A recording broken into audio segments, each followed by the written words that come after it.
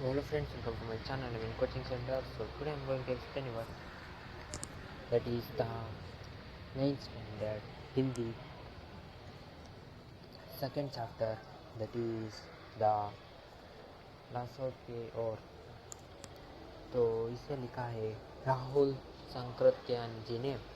तो चलिए पहला पैरा की ओर चलते हैं। वहाँ नेपाल की तिब्बत जाने का मुख्य रास्ता था। तो वहाँ नेपाल में एक स्थल है जहाँ इसका नाम है तिब्बत। वहाँ पे जाने का एक मुख्य रास्ता था वो।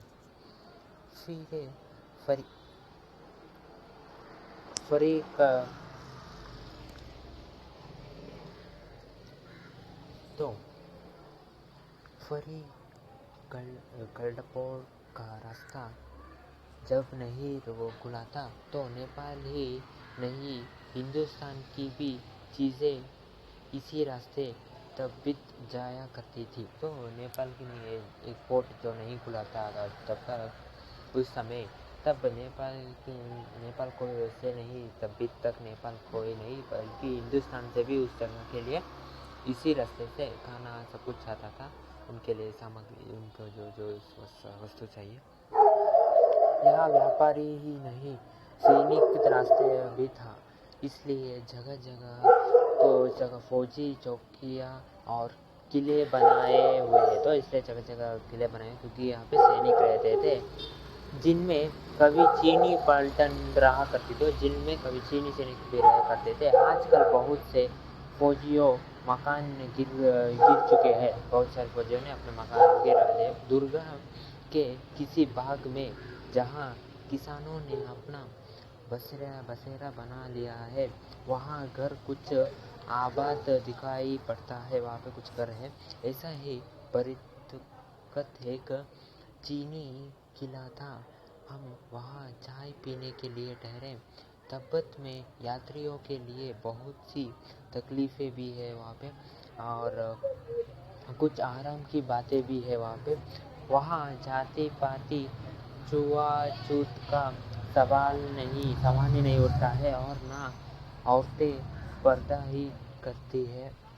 बहुत निमंत्रणी के भीख मांगों को लोग चोरी के डर से घर के भीतर नहीं आने देते। वहाँ पे जो भीख मांगते उन्हें, नहीं तो अपना बिल्कुल घर के भीतर चले जा सकते थे। चाहे आप बिल्कुल अपरिचित हो, तब भी घर की बहू या सासू को अपने झोली में से चाय दे सकते हैं। वहाँ आपके लिए उसे पका देगी और मक्खन और सोडा नमक दे दीजिए। वहाँ चाय चोड़ी में कूट कर उसे दूध वाली चाय के रंग में बना दे, तो वहाँ इन्हें दूध वाली चाय बना के दे देंगे। चाय का रंग तैयार हो जाने पर फिर नमक मक्खन डालने के ज़रूरी होता है, और इन्हें एक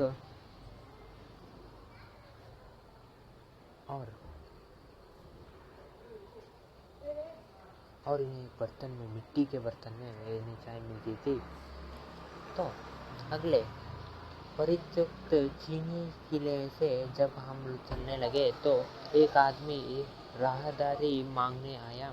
हमने वहाँ दोनों चीटे उसे दे दिए। शायद उसी दिन हम तोड़ला के पहले के आखिरी गांव में पहुँचे गए। तो तोड़ला के पहले गांव होता है, वहाँ पे कभी पहुँचे। यहाँ भी सुमति के जाने पहचान के आदमी थे, और भीख मांगने रहते भी ठहरने के लिए अच्छी जगह थी। तो सुमति है, उनकी जान पहचान की यहाँ पे कुछ आदमी है, कुछ लोग हैं। 5 साल बाद हम इसी, तो 5 साल बाद, इसके बाद 5 साल बाद उन्होंने कभी कह रहे हैं 5 साल बाद हम इसी रास्ते लौटे थे और भीख मांगने नहीं, तो यहाँ कभी भीख मांगने की तरह यहाँ पे आए थे। लेकिन 5 साल के बाद यहाँ इसी रास्ते से फिर से गुजरे। एक भद्र यात्री के वेश में यहाँ आए थे। और किंतु उस वक्त किसी ने हमें रहने के लिए जगह नहीं दी। हम गांव के एक सबसे गरीब झोपड़ी में ठहरे, पुराना झोपड़ी में कभी ठहरे थे उस समय। अब हमें सबसे विकट डांडा तोड़ला पार करना था। तो तोड़ला जो एक जगह है वहाँ उसे पार करना ही नहीं बहुत मुश्किल था। डांडे तबियत में सबसे खतरे की जगह है। तो एक कबित जो तबियत है वहाँ एक खतरनाक जगह है। 16-17 हज़ार फीट की ऊंचाई होने के कारण उनके दोनों तरफ कोई गांव नहीं है। वो ऊंचा है 16-17 हज़ार पानी से, इसलिए। लेकिन इन निर्जन स्थानों में मरे हुए आदमियों को कोई फिक्र ही नहीं करता, चाहे वो कोई भी मरे। सरकार खुफिया विभाग और पुलिस पर उतना खर्च नहीं करती और वहाँ गवाह भी तो कोई नहीं मिल सकता, तो वहाँ कोई भी गवाह नहीं मिल सकता और सरकार भी इसमें कुछ ज़्यादा नहीं करती है। तो डाकू यदि जान से न मारे तो खुद उसे अपने प्राणों का खतरा है।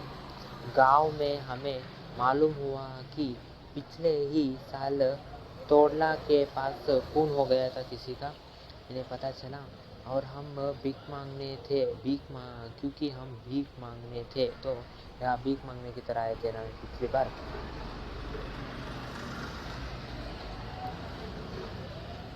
तो कुंची एक पैसा कहते भीख मांगने लगे थे, लेकिन पहाड़ की ऊंची चढ़ाई थी, वो बहुत ऊंची चढ़ाई थी। तो 16 और 17 मील से कम नहीं था उस चढ़ाई का। तो दूसरे दिन यहाँ घोड़े पर सवार होकर ऊपर की ओर चलने लगे। कभी डांडे से पहले एक जगह चाय पी इन्होंने और दोपहर के वक्त डांडे के ऊपर जा पहुँचे और इन्होंने समुद्र तल से करीब 16 से 17 हज़ार फीट ऊंचे खड़े थे। उस पहाड़ बहुत ऊंचा था। इनका तो बीटे की ओर दिखने वाला पहाड़ बिल्कुल नंगा था। तो वहाँ पे आसपास हिमालय का पहाड़ भी दिख रहा था, मगर उस पहाड़ में इन्हें कोई भी बर्फ नहीं दिख रहा था, कोई भी घास नहीं दिख रही थी। तो सर्वोच्च स्थान पर डांडे के देवता का स्थान था, जो पत्थरों के जानवरों की सींगों और रंग बिरंगे कपड़ों की जाड़ियों से सजाया गया जाता था और इन्हें बराबर ऊंचाई पर चलना था और चढ़ाई तो कुछ दूर थोड़ी मुश्किल थी, लेकिन उतरना इन्हें बहुत आसान हो गया था। तो इन्होंने समझा कि चढ़ाई की थकान की वजह, तो इनका घोड़ा थोड़े धीरे धीरे चल रहा था। कवि ने समझा कि थकान की वजह से वो धीरे धीरे चल रहा है,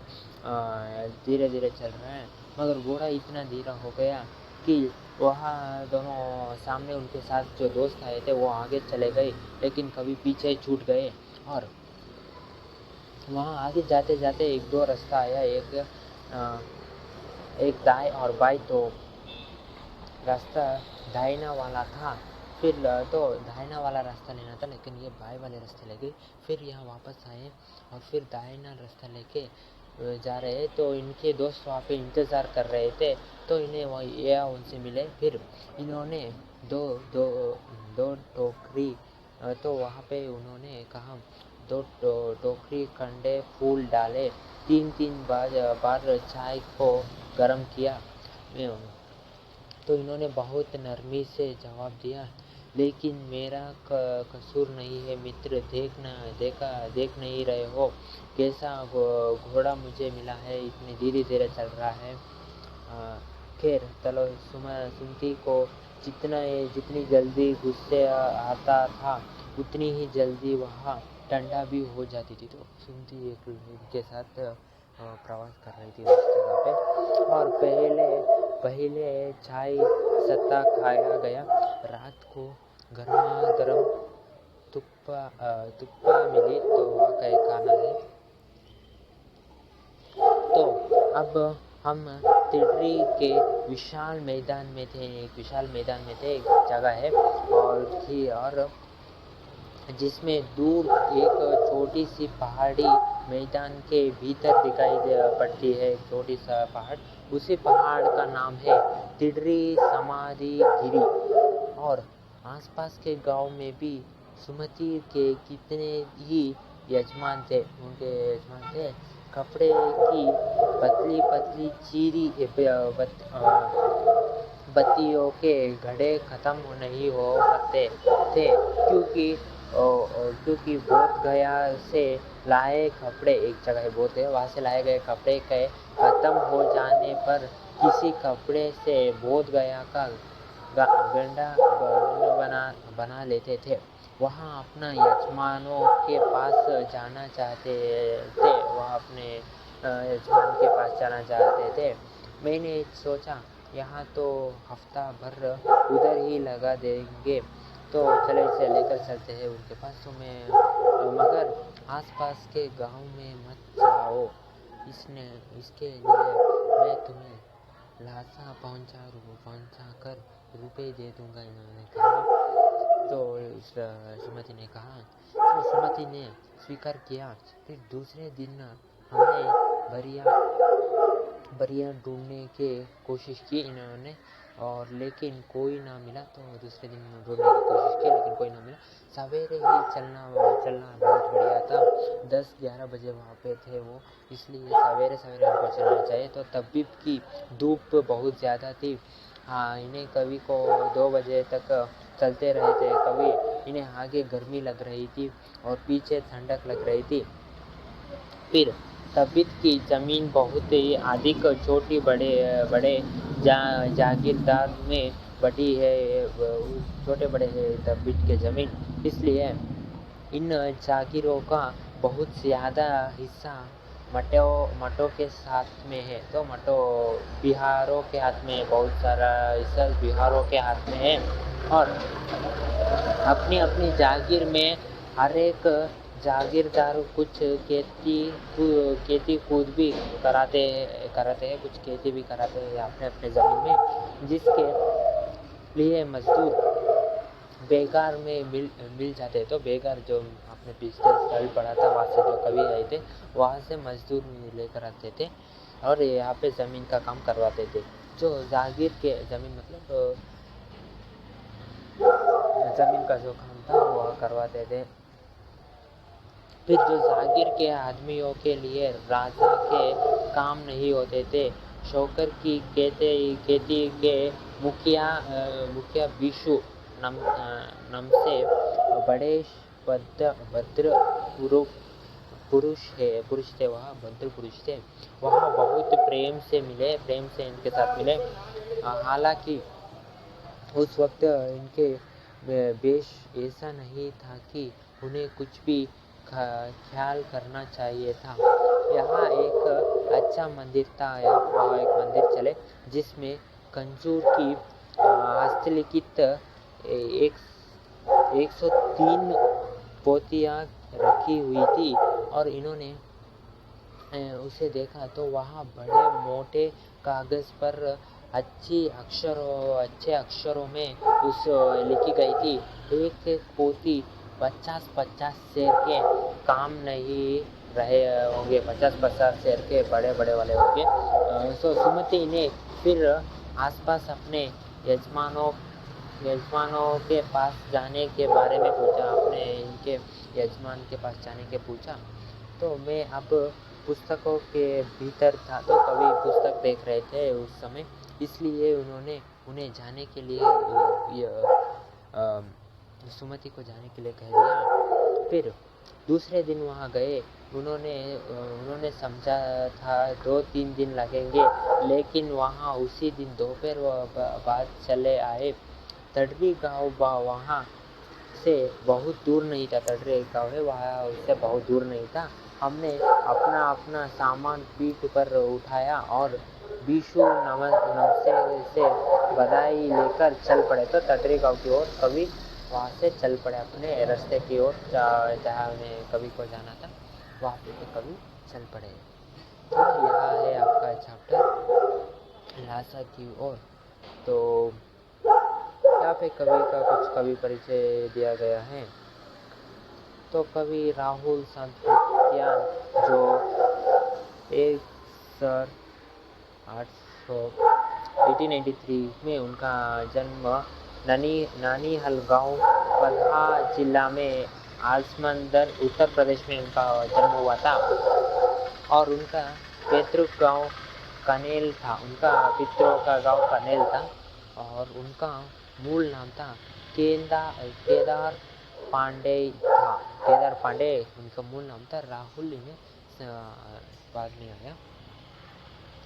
फिर इन्होंने उनका मूल नाम केदार था और उनकी शिक्षा काशी, आगरा और लाहौर में इन्होंने शिक्षा ली। और 1930 में उन्होंने श्रीलंका जाकर बौद्ध धर्म ग्रहण कर लिया। तब से उनका नाम राहुल सांकृत्यायन। तो बौद्ध धर्म ग्रहण करने के बाद इनका नाम राहुल सांकृत्यायन पड़ा। पहला इनका नाम था केदार पांडे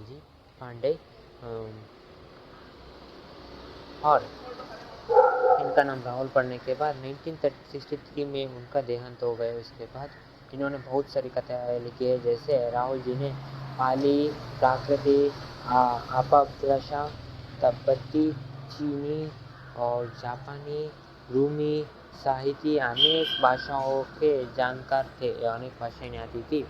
इन्होंने बहुत सारी कथाएं लिखी, जैसे मेरी जीवन यात्रा, दर्शन दिग्दर्शन और 22वीं सदी और वोल्गा से गंगा, भागो नहीं दुनिया को बदलो, इससे बहुत सारे कथाएं लिखी है।